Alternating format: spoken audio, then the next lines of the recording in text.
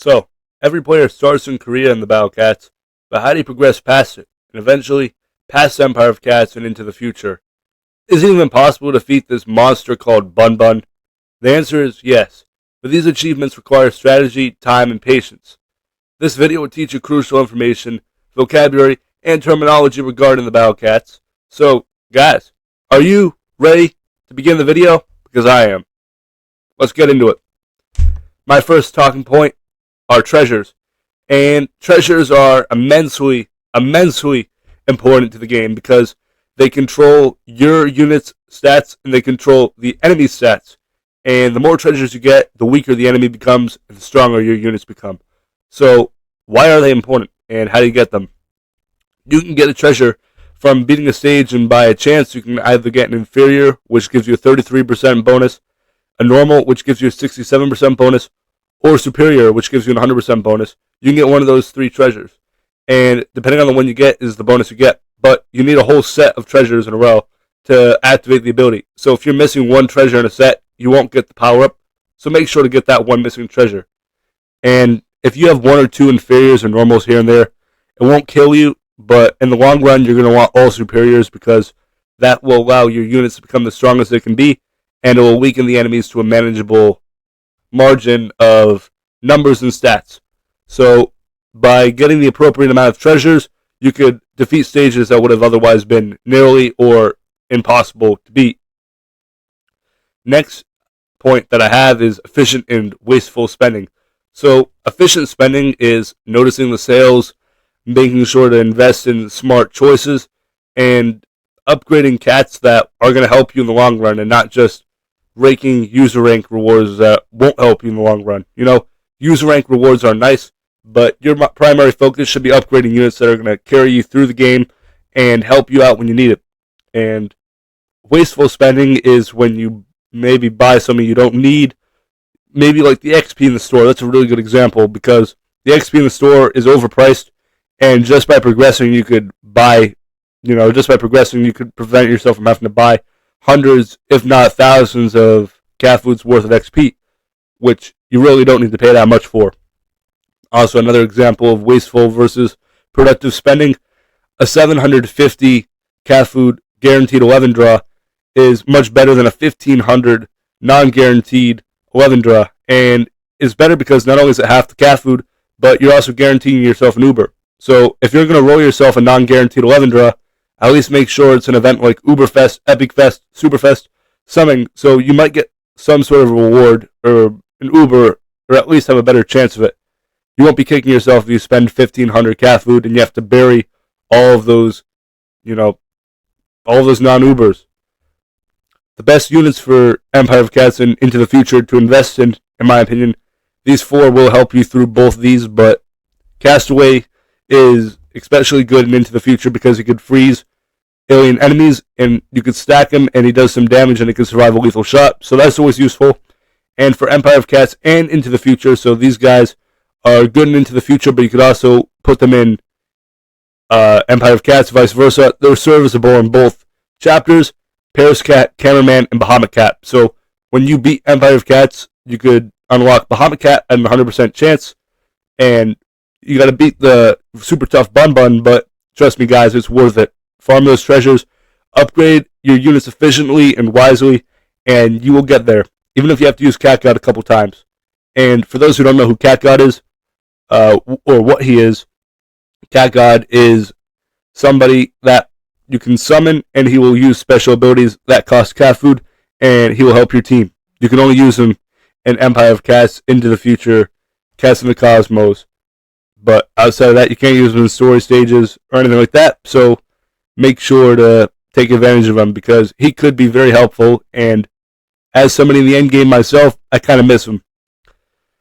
So those four units I mentioned are very good in these two sections of the game because they are either spammable or have good stats or even both. So make sure to invest in those four. But there are obviously other better units. I also think that there's Can who's really good if you can get him up high enough, early enough in the game. But if you don't get him early in the game, he's still excellent. In fact, he ages like fine wine. So make sure to invest in Can. He's one of the units I do not have on this list, but he is definitely an honorable mention. Speaking of all these units, you're probably wondering how you get them, and that comes through gacha events, which I mentioned briefly before. And for cat food, which is one of the currencies in the game, you could roll a gacha event, and these gacha events, depending on which one you roll, have different Ubers, which are rare units that are very powerful, usually expensive, usually have good stats, and they're good. You're going to want them, and you're going to revolve your lineup around some of them, hopefully. And some of the best gacha events I recommend are Epic Fest, because the high Uber chance and the chance of getting a very good Uber. That also goes with other Fest events. The Almighties, which I think is the best all-round event. So if you get an Uber, you're probably not going to get a bad one. I also think Ultra Souls and Dark Heroes are consistent events. And if you get one of them, they will help you. But Ultra Souls is a little bit riskier because on one end you can get Kazujizo, who many people who don't even play the game know about. And on the other end, you can get somebody like Kachi, who isn't so good, but either way, Kachi will help you through into the future, so that's some silver lining. And Dark Heroes is another pretty consistent event, and different units are good against different traits, so that's a good event for if you're having trouble against multiple traits, you have a better chance of getting an Uber that can take care of that for you. And one of the most important points I have on this list is determination. You know, this game is very challenging at times. It will test you. It will make you grind through it. And you can continue with 30 cat food, or you could really try to stick it out. And honestly, depending on the context of the stage, I don't think either one's a bad choice. It just depends how badly you need to win. But bottom line is, there are some very tough games, and there are some very tough stages. And, some are very easy, and the next could be super hard. So remember that this game isn't for the faint-hearted, and just chase after those wins. And now the second part of this video I'd like to talk to you guys about are key vocabulary and key terms. So my first one, and this is why it took me 4 tries, 4 different accounts actually, to beat Bun, and I wish I knew about this earlier. Meat shielding. So meat shielding is when you're spawning cheap units to protect expensive cats. That's my simplest definition for it. And notice that the image that I have over the video right now, notice that the cats protecting the Bahamut cat and the dragon cats. Notice them, how you are sending cheap units out to protect more expensive, stronger, longer range units. And this is because you don't want those units dying, and if they die, you will lose a lot of your offense and a lot of your army in general. So by sacrificing these small, cheap cats, you will protect your large, strong, powerful backliners, which is another one of my vocabs I'm going to get to in a minute. Next, spamming. And I'm sure right now you see Usain Bolt on the screen. Spamming simply just means to spawn units quickly. So you summon units by tapping on the screen, and when you tap on the screen, it sends a unit out if you can afford it, or if it's off recharge. And yeah, spamming is basically Usain Bolt. You're typing super fastly or pressing the button super fastly. Fastly is not a word. Quickly. You're typing super quickly, or you're pressing the screen super quickly. My bad. Blind spots. So blind spot is the area a unit is unable to attack. So the example I have on the video right now is an Aphrodite variant, and all Aphrodite variants, for example, have a blind spot. And a blind spot is, as I said, an area that a unit can't hit. So Aphrodite is a backliner. I'm going to get to that in a minute. She has long range. She stands in the back, and she can attack a long range away, but close up to her, enemies can sneak in and hit her in her blind spot, and she can't attack them because they're not in her attack radius or her area of attack. And you're going to want to protect her with meat shields and support units so they can either push back or kill enemies and keep them away from her blind spot.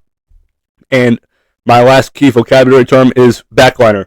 And backliners are units with long range, and they sometimes have a blind spot. So Bahamut cat is a backliner. He has 450 range. He does not have a blind spot. Dragon cat, 400 range, does not have a blind spot. Aphrodite, 600 range, does have a blind spot. Empress Kronos, 450 range, does have a blind spot. So different units have different, some backliners have blind spots, some don't. Just pay attention to that. So it does say in the unit descriptions, you can see they have icons. So when you go into their description, you can click the little arrow in their description on the top right hand corner, and it will show you all of the abilities, the traits that they target. And that's another vocab I should add, improvised right now. Traits.